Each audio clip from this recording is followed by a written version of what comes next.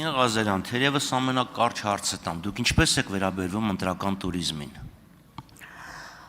Ընտրական туриզմին բացառությամբ ես մի բան կասեմ պարզապես պարոն Խաչատրյան, ես համարում եմ, որ մեր նման երկրների համար, ովքեր ունեն մեծ փյուրք, բավականին հաշվի առնելով արդեն այս ընտրությունների նախաբևը, դա բավականին վտանգավոր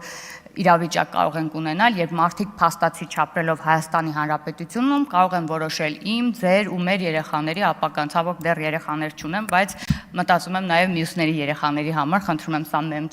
չսարքել, բայց այնուամենայնիվ ես կարծում եմ, եթե ես եմ ընտրում իշխանությունը եւ կրում եմ դրա հետևանքները, հետեւաբար ես պետք է ընտրեմ իմ իշխանությունը եւ վերահսկողություն ինչ որտեղ էլ իրականացնեմ իշխանության բոլոր գործընթացների վերաբերյալ։ Արձագանք։ Ասված ձեզ երկար եւ շատ առողջ ու երջանիկ երեխաներ պարգևի։ 5 հատ։ Ինձ հետաքրքիր է, դուք ձեր այս կարծիքը առիթ ունեցել եք Նիկոլ Փաշինյանի հետ քննարկելու։ 20 թվականի փետրվարի 12-ին պատասխանելով Պապկեն Թունյանի հարցին Նիկոլ Փաշինյանն ասում է. «Արտերկրից կգան մեր հայրենակիցները եւ մենք կունենանք туриզմի նոր տեսակ՝ ընտրական туриզմ»։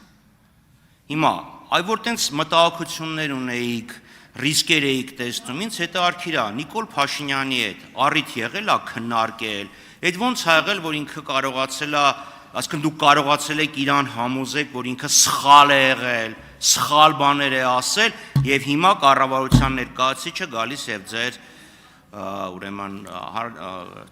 առաջարկությանը կողմ եք քվեարկում։ Այդ process-ը այդ ընթացքում կներկայացնեք, թե Նիկոլ Փաշինյանին ոնց համոզեցիք, որ ինքը սխալվել է։ Պարոն Խաչատրյան, մենք պատգամավորներով ենք առաջարկում այս փոփոխությունը եւ ցավում եմ, ես իրապես այդ արտահայտությունը չեմ հիշում։ Մի հատ կդիտարկեմ, կնայեմ ինչ արտահայտություն է, ինչի մասին է, գուցե կոնտեքստից կտրված է, հիմա չեմ կարող ասել, որովհետեւ ինքս չեմ լսել այդ շատ լավ թող Պապկեն Թունյանը իր մասով ասի, բայց այնուամենայնիվ եկեք անկեղծ լինենք ու այս